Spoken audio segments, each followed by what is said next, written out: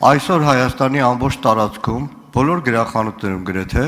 վաճառում են հրեական ցեղասպանության հոլոքոստի,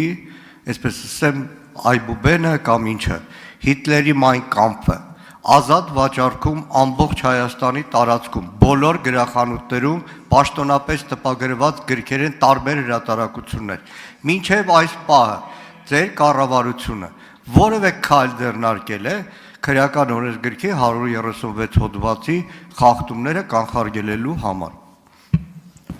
Շնորհակալություն, ես նաև օգտվելով առիթից նշեմ հետևյալը, որ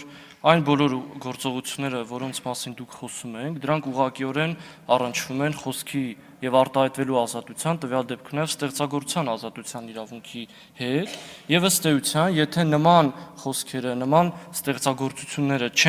նպատակ չեն ունենում հրահրելու այլատիացություն, ատելության խոսք եւ այլն, ապա դրանք չպետք է քրեորեն հետապնդելի արարքներ համարվեն։